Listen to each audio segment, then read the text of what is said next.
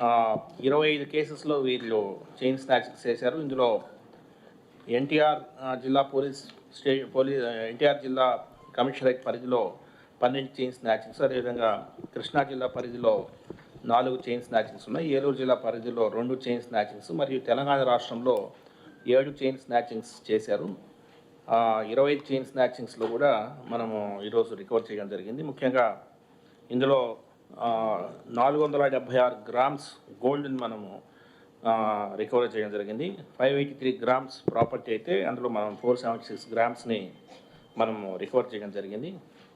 So ఇందులో ముఖ్యంగా మీకు అందరూ తెలుసు, ఎన్టీఆర్ పోలీస్ కమిషనరేట్ పరిధిలో మనము ప్రాపర్టీ అఫెన్సెస్ మీద ఉక్కుపాదం మోపుతున్నాము. ముఖ్యంగా ఆల్మోస్ట్ గత 4-5 మంత్స్లో దాదాపు 3500 సీసీ కెమెరాస్ మనం పెట్టడం జరిగింది. సో ఒక మిషన్ మోడ్లో ఈ ప్రజల సహకారంతో మనము సీసీ కెమెరాస్ పెడుతున్నాం. అదేవిధంగా సీసీ కెమెరా హెల్త్ను కూడా మానిటర్ చేస్తున్నాము. సో దాని ద్వారా మనకు చాలా కేసెస్ డిటెక్ట్ అవుతా ఉన్నాయి. అదేవిధంగా కొంత ప్రాపర్టీ అఫెన్సెస్లో కొంత తగ్గుముఖం కూడా పట్టింది. ఎందుకంటే ప్రాపర్టీ అఫెన్సెస్ జరగకూడదు అనేది మోడ్లో మనము పోలీసింగ్ని సమాయత్తం చేస్తున్నాం.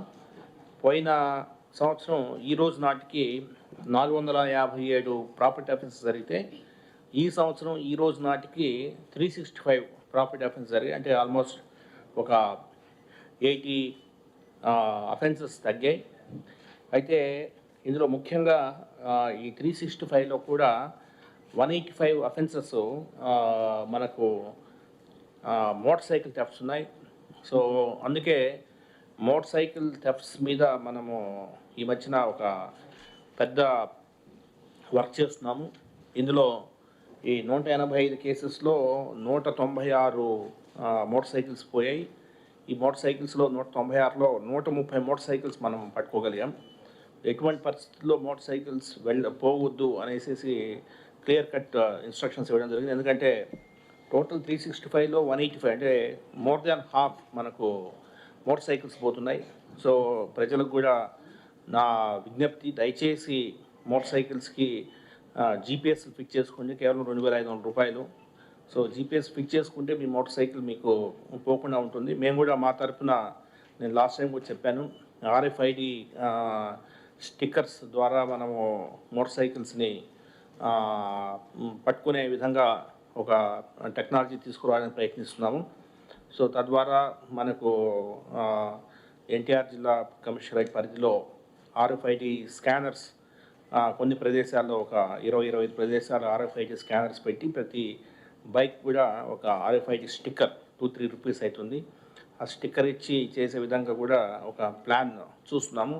దాని మీద టెక్నాలజికల్ ఇన్నోవేషన్ కొంత ముందుకు వెళ్ళే విధంగా దాని మీద వర్కౌట్ చేస్తున్నాము.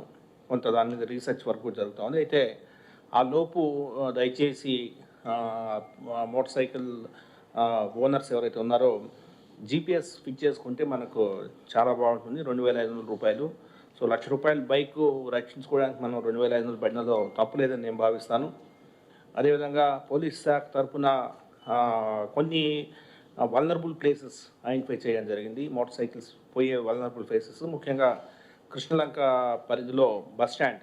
సో బస్ స్టాండ్లో విపరీతంగా మోటార్ సైకిల్స్ పోయాయి. బట్ ఈ మధ్యన కృష్ణలంక ఇన్స్పెక్టరు, ఏసీపీ సౌత్ వాళ్ళు తీసుకున్న చర్య వల్ల చాలా వరకు తగ్గుముఖం పట్టాయి. అంతా కూడా చైన్స్, ఒక చైన్ వేస్తున్నారు. అదేవిధంగా సేమ్ కార్యక్రమాన్ని మన రైల్వే స్టేషన్లో కూడా మనం స్టార్ట్ చేసాం. ముఖ్యంగా భవానీపురం, అదేవిధంగా 2 టౌన్ పరిధిలో ఎక్కువ మంది ప్రజానీకం, కొండల మీద నివసించే ప్రజానీకం బైక్ కింద పెట్టేసి వెళ్తున్నారు. సో వాళ్ళకి అక్కడ కూడా అఫెన్సెస్ బాగా జరుగుతున్నాయి కాబట్టి వాళ్ళకు కూడా మనం చెప్పడం జరిగింది. సో అన్ని విధాలుగా ఏ విధంగా మనము ఈ ప్రాపర్టీ అఫెన్సెస్ నిరోధించాలా అన్న దీంతో మనము ముందుకు పోతున్నాం.